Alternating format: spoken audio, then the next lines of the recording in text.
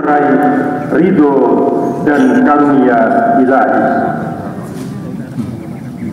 Marilah kita panjatkan puja dan puji syukur kehadirat Allah Subhanahu wa Ta'ala atas segala nikmat dan karunia-Nya, sehingga pada saat ini Allah berkenan meringankan langkah kita sehingga dapat menghadiri upacara sholat Idul Adha 1446 Hijriah di lapangan terbuka.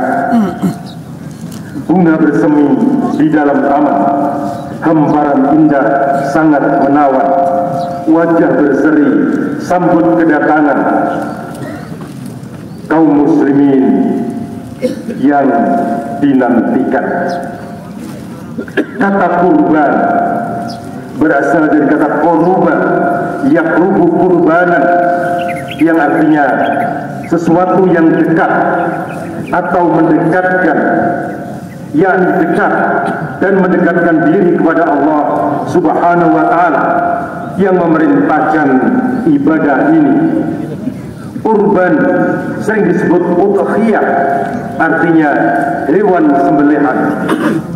Perintah untuk menyembelih daging kurban ini, satu di antaranya termaktub dalam Al-Quran, surah Al-Kautsar ayat 2. A'udzu billahi minasy syaithanir rajim.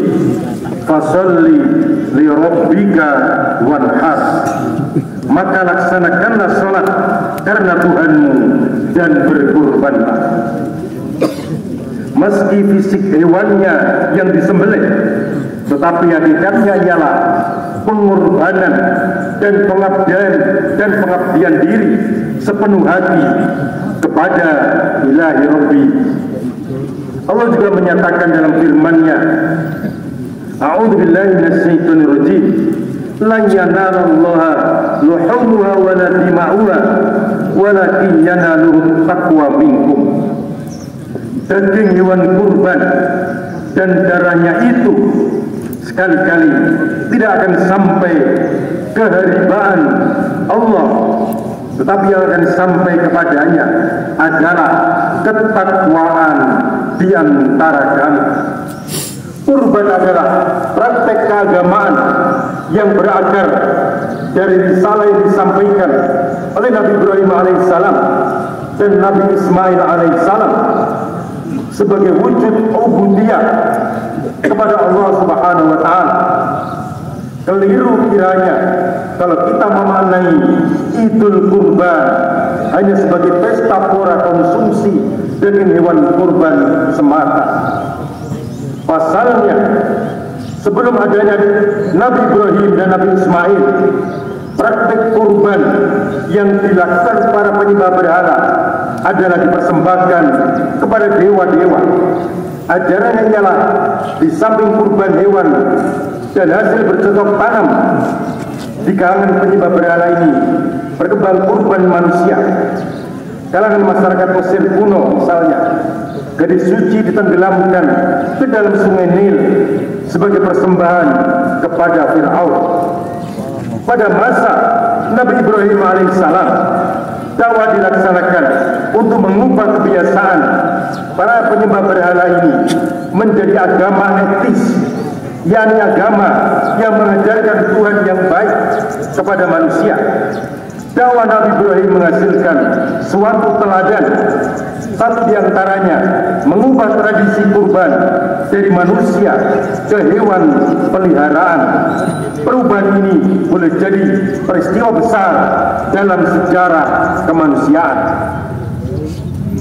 Jemaah Idul Adha yang dimuliakan Allah Subhanahu wa Ta'ala, berdasarkan surat Al-Hajj ayat 34, satu tujuan disyariatkan ibadah kurban ialah menjadi pribadi al-mukhbitin. Kata al-mukhbitin ini berasal dari kata al-khabtu yang maknanya adalah tanah yang keras. Sedangkan menurut salah seorang ulama terkenal yaitu Mujahid, al-mukhbitin adalah al-mujtahiduna fil ibadah, atau orang-orang yang bersungguh-sungguh dalam mengabdi kepada Allah Subhanahu wa Ta'ala, sehingga ia rela mengorbankan harta, pikiran, tenaga, dan nyawanya. Sementara itu, karakter al-mukhbitin tergambar jelas dalam surah Al-Hajj ayat 35. Karakter pertama yang paling esensial ialah tauhid. Alladzina idza dzukirallahu wajilat qulubuhum. Orang-orang yang apabila disebut nama Allah, hatinya bergetar. Ciri pertama ini menandakan bahwa tatkala bibir mengucapkan asma Allah, hati ikut hanyut dalam kerinduan. Menurut Said Qutb, ungkapan wajilat qulubuhum menggambarkan getaran yang menghantarkan perasaan sunyi di dalam hati seorang mukmin ketika ia diingatkan akan Allah, perintahnya atau larangan Allah. Saat berhubungan dengan alam kehidupan, kita sering mengucapkan subhanallah, alhamdulillah, masya Allah, Allahu Akbar, insya Allah, dan lain-lainnya. Karena itu, Islam tak memandang alam dan kehidupan ini sebagai fakta material kering, karena secara ontologi selalu berhubungan dengan Allah. Para sufi bahkan menyebut alam, yakni segala sesuatu selain Allah, sebagai tajalli atau penampakan diri Tuhan.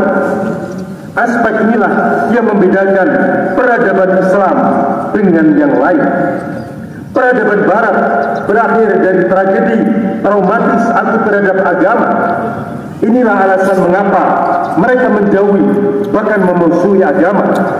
Ketika mereka menjauhi agama, mereka mengalami kecemasan yang menakutkan, namun tak terjelaskan. Selain itu, menegasikan agama dan Tuhan selalu berakhir pada eksploitasi alam secara membabi buta. Sebagaimana tanpa hari ini, kesehatan mental dan pemulihan lingkungan menjadi tema sentral dalam percakapan umat manusia modern. Allahu Akbar, Allahu Akbar, walillahil hamd. Karena karakter yang kedua dari pribadi al-mukhbitin ialah penyabar, orang yang bersabar. Wasabirina ala ma asabahu, orang yang sabar atas apa yang menimpa mereka. Sabar adalah konsep psikologis yang melibatkan kemampuan individu untuk mengendalikan emosi, menahan diri, dan bertahan dalam menghadapi situasi yang sulit, menantang atau menekan. Dalam dunia yang serba tergesa-gesa ini, kesabaran membantu kita untuk melambatkan langkah, menenangkan pikiran, dan menjaga fokus pada tujuan jangka panjang. Sabar tidak hanya terkait dengan ujian dan musibah semata, ia juga dapat berhubungan dengan keteguhan dalam menjalankan ibadah atau meninggalkan perbuatan maksiat. Abu Hamid Al-Ghazali dalam Mukashafatul Qulub mengatakan bahwa wasabru ala aujadi